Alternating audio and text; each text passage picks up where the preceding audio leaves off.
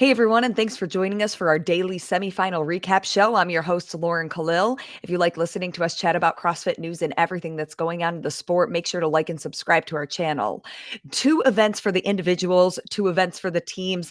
Day one at the Torian Pro ended with Tia-Clair Toomey at the top of the women's leaderboard, Jay Crouch in first on the men's side, and CrossFit Urban Energy leading the way for the teams. Joining me all the way from Australia at the Torian Pro is Bella Martin. Bella, how was day one so far?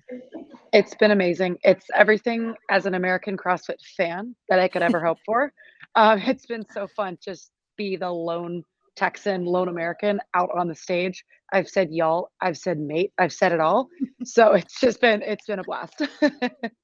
You definitely start to learn the different lingo over there as you watch this phenomenal competition, but it started with a hefty workout. It was King Arthur. There were overhead squats, burpee box jump overs, thrusters, power cleans, muscle ups, and we can't forget about that grueling run. But what were some of the takeaways from the first event? Looking at the men's side, anyone who watched saw Ricky Garard come out hot. First time we've seen him at a qualifying competition in 4 years, but then he quickly got sloppy. Tell us about that event with him. Yeah, I think in terms of Ricky Garard, he came out hot. He was keeping with the leader, Baden Brown. Baden was ahead, the entire event. He looked amazing. And for Ricky, he hasn't competed in 4 years. So this event with a chipper workout, you've got to do everything and then you've got to do it again after you have a 1500-meter run. And I think for him, all of the volume, all of the emotion, all of the adrenaline really got to him by the time he was finishing up with those final 15 overhead squats. The weight got a little too heavy, had a couple mess ups. And, thinking about it, you don't really want to have any mess ups, no reps at that point in the competition, especially when you're trying to prove who you are and how far you've come as an athlete. But, after kind of taking some time off and calming down a little bit, I think he really learned from event one. So some people were worried that maybe he had to go to the hospital, that he wasn't feeling well at the end. Do you know exactly what happened at the end of event one for Ricky?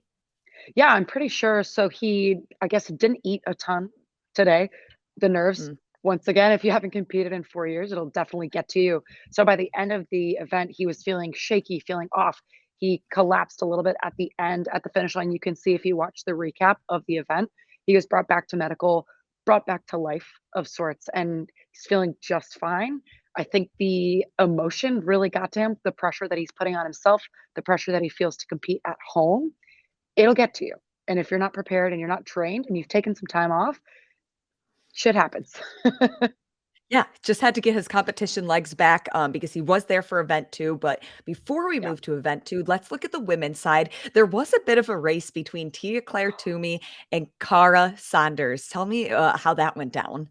Oh my goodness. They were together the entire event until the end. So they were together for the first movements all the way to the run, which is they have overhead squats, they have thrusters, they have burpee box jump overs, ring muscle ups, they have everything that you could possibly thrown at everything. They had out on the run, and then Tia takes off.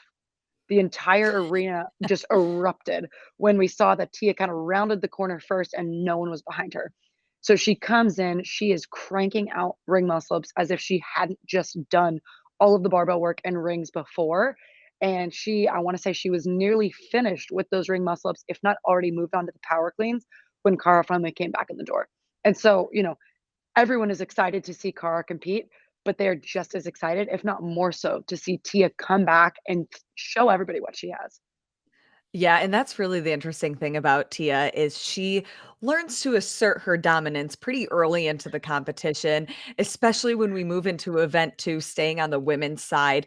Yeah. It was the 2014 regional individual event five, legless rope climbs and running that we'll see at all of the semifinals. But Tia was giving no mercy at this point. She beat second place by 32 seconds. So what I love about that is when she first did this workout in 2014, she came 33rd place, 11:09, I believe was her time. And she just came back and showed everybody, "Hey, look how far I've come. Look at who I am now." And that's such an amazing journey. It's a hero's journey, you know? Now she's out there, she's like, "Look what I can do. Look what you can do, but also look how amazing I am." And I love that because She went off and she actually supported other athletes as they're moving through this Mm. 3-minute workout. It's not, I mean, it is the Tia show, but it's not just about Tia. And that shows you what kind of person she is. She's amazing. She truly is, and I mean, like we said, Tia really asserted her dominance in this workout, beating 2nd place by, more than 30 seconds, but 2nd and 3rd place, with Georgia Pryor and Jamie Simmons, I mean, 3 seconds from each other, that race at the end, it must have been electric as well. So you think it would be, but Georgia was actually in the heat before. So that shows you what a Oh. phenomenal athlete she is, that she won the heat before Mm. Tia and the elite athletes came out. So she won, she was far ahead of her entire heat. She had no misses, she was flying through those legless rope climbs, and I mean, 10 of those 15-foot rope climbs that you think that would add up, she was flying through it, it was easy. For me, it was exciting because when Tia came out, I was like, "Oh, is she gonna beat Georgia?" The question for me after watching that first heat, I was, "Oh, maybe someone's gonna come for the crown." And Georgia Pryor, she's a phenomenal, you don't expect her to be 2nd, but now you do. And now you're like, "Okay, where's she gonna go for the rest of the weekend?" I'm excited to find out. Oh, okay. What about the men's side for this event? We know, or we mentioned that Ricky, he might have needed to get his competition legs back for event 1, but after event 1, he figured it out and he looked very natural in this event.